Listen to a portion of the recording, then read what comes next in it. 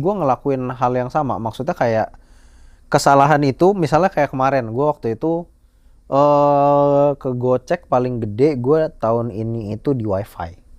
Waktu itu wifi ada apesnya juga sih. Waktu itu kan gue buy on breakout. Waktu itu harga berapa gue lupa. Cuma dia itu sehari sebelum news keluar gue beli gitu kan. Begitu keluar news itu kan lumayan momentum, dan gue kan kerjanya kalau momentum gue hajar lagi ke atas gitu kan. Gue hajar lagi. Tiba-tiba di kantor gue itu wifi-nya mati. Lagi beli wifi. Lagi beli wifi gede.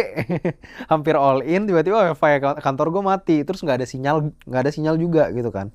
Terus ya gue nggak berpikir apa-apa lah, soalnya itu kayak newsnya keluar kalau nggak salah kayak jam 2 apa jam 2-an lah.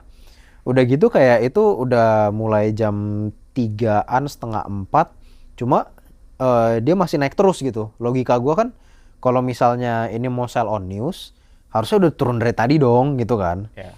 Cuma tiba-tiba di akhir sesi ketika wifi-nya mati, pas banget tiba-tiba wifi saham itu tiba-tiba dibanting gitu. Pada sell on news, pas gue nggak bisa lagi cek. Begitu wifi-nya nyala lagi, tiba-tiba yang tadinya gue udah floating profit lumayan, tiba-tiba minus 10% bro.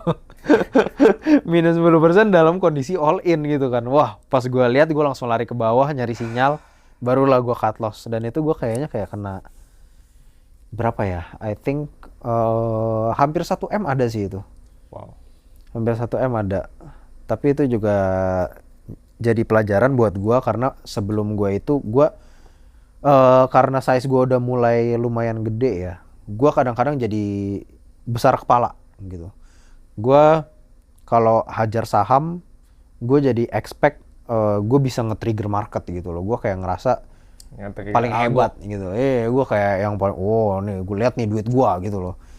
Dan itu yang behavior yang sering banget dihumble sama market, dan termasuk gue jadi humbled kan.